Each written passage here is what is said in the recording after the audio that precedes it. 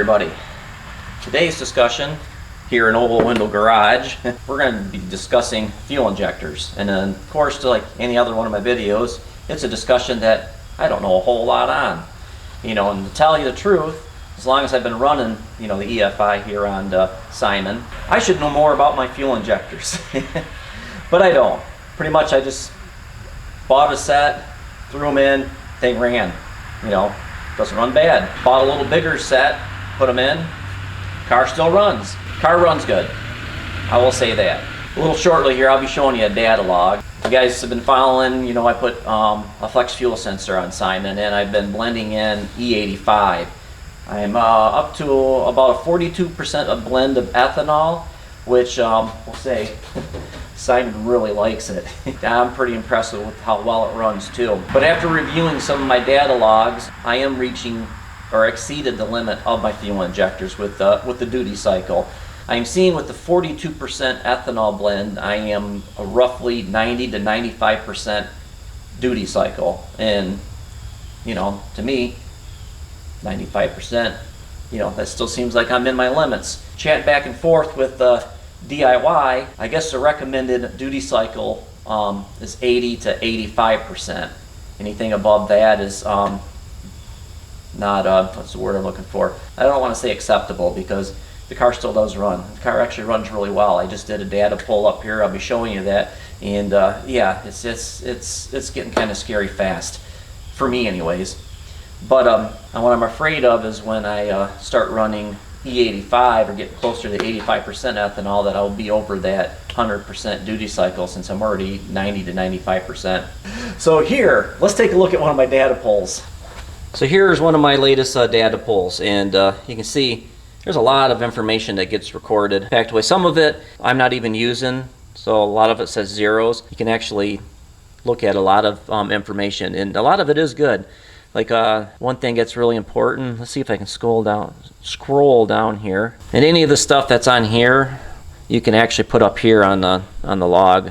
All right, and one of the important ones here that I need to know is the battery volts. The battery voltage was about 13.4, which the 13.4 is good. I'm making more than 12 volts. Fuel injection runs, better with more volts. And the other thing is I need to know is make sure that the fuel pump, is running at full capacity. So let's get rid of all this so we got more room to look at our log. Now on the log here, I chose these things. You got 4 different columns that you can put in here and put all different kinds of stuff. Like one of the things here, I've got the ethanol percentage, which is in yellow on the bottom.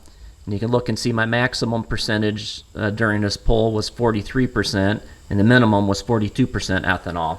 And then the other thing, like I said, we were looking at duty cycle, which is the next column up in yellow. And I actually had a max of 102 duty cycle.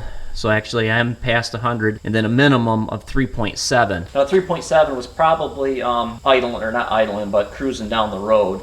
And the 102% was probably when I was actually making my pull, down in Mexico. Oh, okay. So now we'll go back, and then we'll go up here to my boost cycle is red, and my maximum boost was 14.7. So I'm in roughly about 15 pounds of boost. And I haven't really quite turned it up because, of course, more boost is more fuel, which is going to be more duty cycle. So you can kind of see where I'm getting at here, where I need to up the injector size so I can start running more boost and more ethanol. And then we've got, I know we got fuel pressure on here. Yeah, sensor 1 is my fuel pressure, so it's white in the bottom.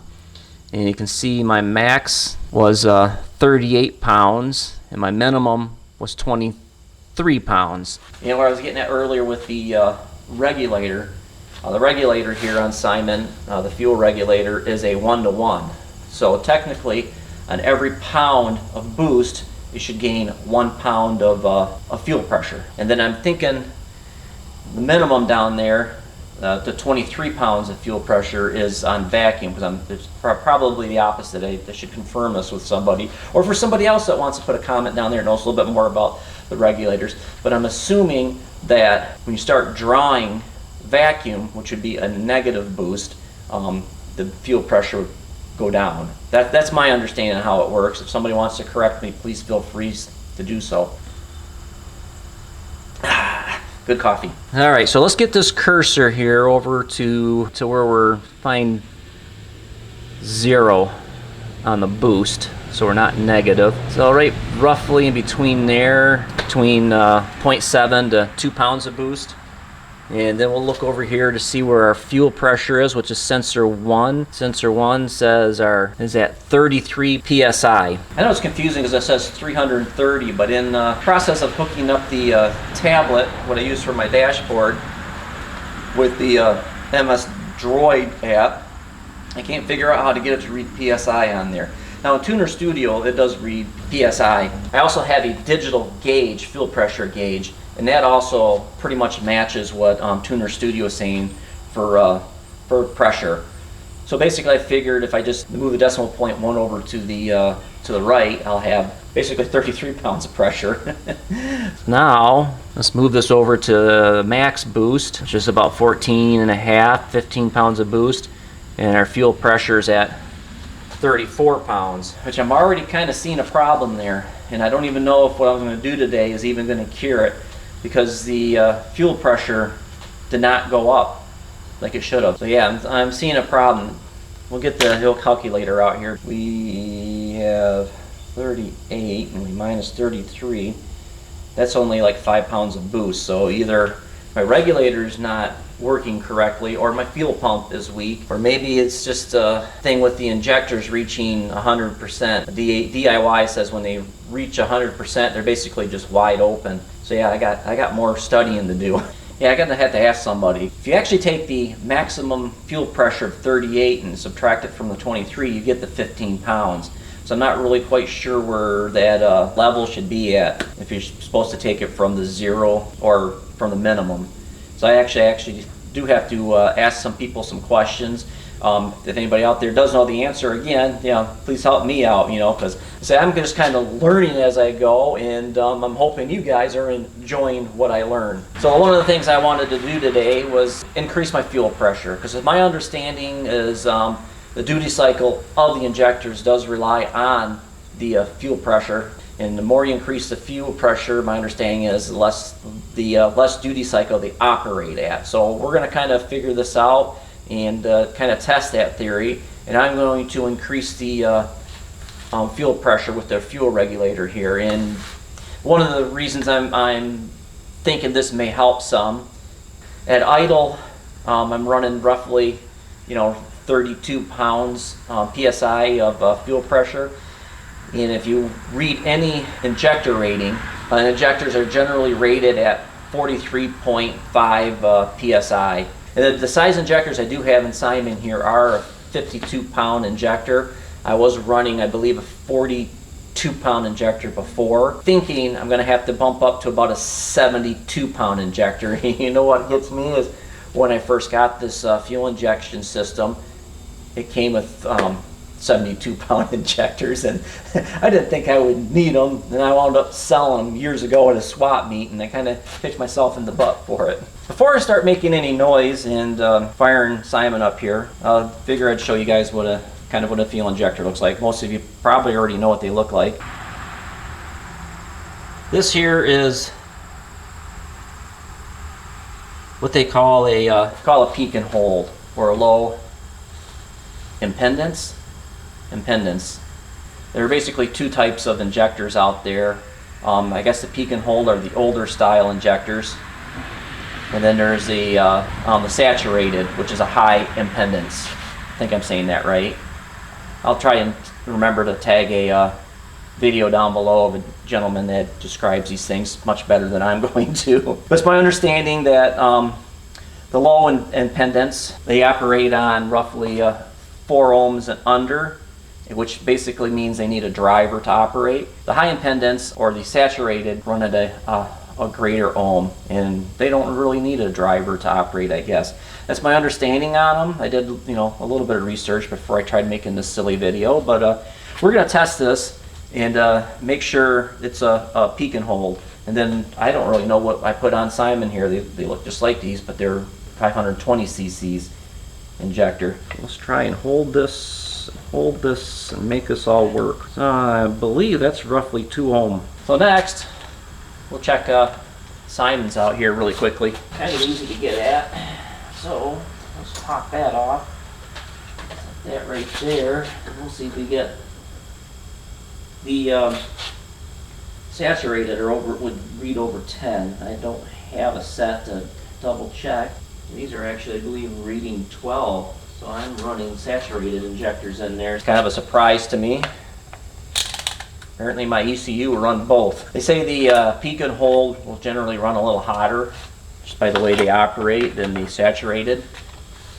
And the saturated don't need a driver. So apparently my MS2, when I originally built it, I put drivers in it to run these in. These the peak and hold draw more amps, where the saturated don't draw as much amps, so it's actually better on the whole system. You don't need as many amps to run everything. So yeah, it's kind of a surprise to me. I didn't realize I had saturated injectors in there. So I guess that means I go to order the next injectors, you know, I have a lot to choose from. From the information that I have got, that the peak and hold actually come in a larger size and larger flow rate. And I'm not sure how old that video is, but that guy was saying in the video, I'll try to, like I said, try to link it down below, that, you know, the more we go on, the more technical we get, the better choices we'll probably have with the saturated ones. Apparently the saturated injectors are what all our OEM cars run on. Let's hook that injector back up and then make some noise. Now adjusting the fuel pressure is going to be relatively easy, since I've got an aftermarket regulator. It's going to take a 6mm Allen wrench, 19mm box end wrench, and a little clamper. I got to thank my friend Ken Dunn for giving me this little hose clamp deal. The bad thing about doing this is it is going to affect my fuel table. More fuel pressure is going to make a richer situation, so we're going to have to do some adjusting. And first thing we're going to have to basically adjust is the idle. So once I get this going, it may run a little funny. But first, we got to get the vehicle at least warmed up to past the enrichment period, which is just going to give me another opportunity to do a cold start and try doing the auto after enrichment segment on the Tuner Studio. Let me get the key turned on. I get it going here first. Warm up enrichment. We will start auto tune. So you guys watch that a little bit. I'm gonna go start the car.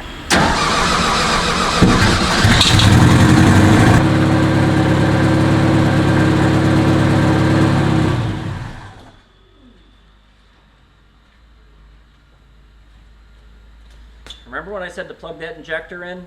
We should probably plug the injector in.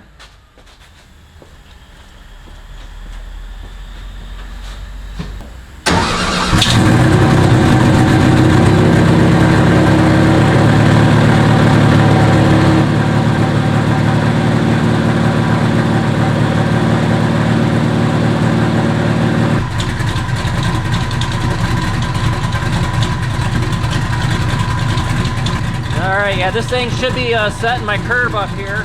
You can tell right now it's correcting. Now I'm understanding with all with MS3, this does it automatically. But if you're running an MS2, you actually have to go and run this and then click the burn button yourself. Another good reason to upgrade to the MS3. Yeah, I got to get this up to operational temperature, and you guys probably don't want to sit here and listen to it idle the whole time. All right, we've reached 100 degrees. I kind of figure 100 degrees is warmed up, because you can tell it's idling much better. So we're gonna go back to the diagnose thing here. And we're gonna stop auto tune. All right, now we're back to the our table for when the car is warmed up. We're gonna hit start auto tune. Go back to gauge cluster, and I'll point out fuel pressures right there.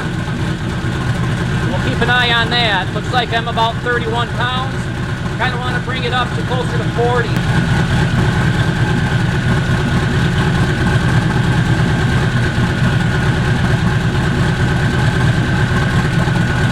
Hey, plugging that didn't really change much.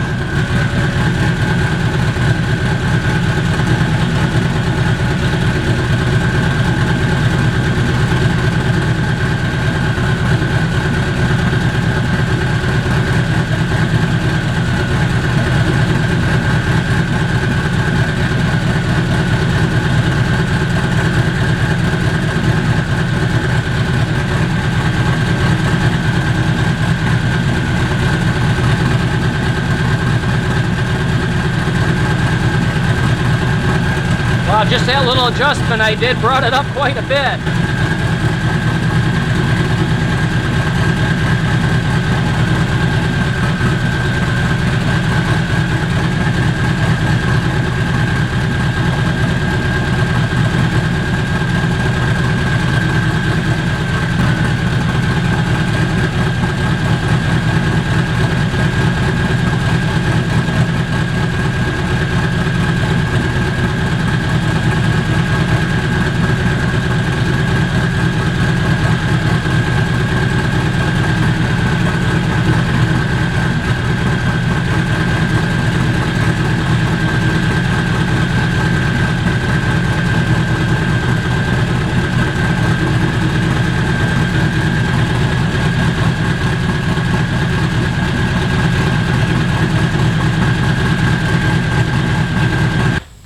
I forgot to look to see where the ethanol percentage rate was at, but it still should have been close to 42%. I brought up the fuel pressure closer to 41 pounds. It does vary on there, and I'm hoping that the regulator is still good. The regulator has been on there for quite a while. I don't even remember what brand it was. Oh, it's a Mallory fuel regulator. I guess I should probably check and see if that's ethanol compatible. That's the other thing with the fuel pump. I'm told that fuel pump that I'm running, which is basically just the stock Bosch 044, I believe, something that they put on like early Volkswagen Jettas, I think. It is an external fuel pump, and I am told that that doesn't like ethanol. I do see they make copies. There's a few brands out there that are relatively really cheap, but you know, when it comes to fuel pumps and being stuck on the side of the road, I think maybe I should probably maybe jump up and spend a little bit more money for like an aeromotive fuel pump, something that is ethanol compatible. And I think there's a Magna. Other people recommend a Magna fuel pump, but yeah, they're all pretty pricey. But like I said, you know, it's cheap insurance. You know, because you get left on the side of the road, what's a tow bill going to cost you? Say you're 100 miles from home. But yeah, the next thing would be to run the auto tune on Simon as we're out driving around. So that means we get to do a road trip in. We may have to do that a little later today. I got an appointment coming up here, but yeah, kind of exciting to see if it makes any difference in I guess I could have see where the duty cycle is at right now. I don't think I got a duty cycle gauge on here right now, but yeah, we're here, we're in the garage, and we like the sound. Let's fire them back up. We're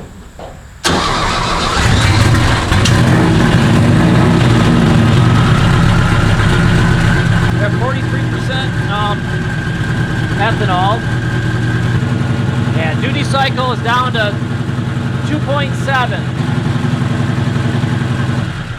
It's showing a duty cycle about 2.7 while it's sitting here idling. We won't really know much more until we like go down the road and see where it's at full throttle and stuff, which that's where all the fun stuff begins, right?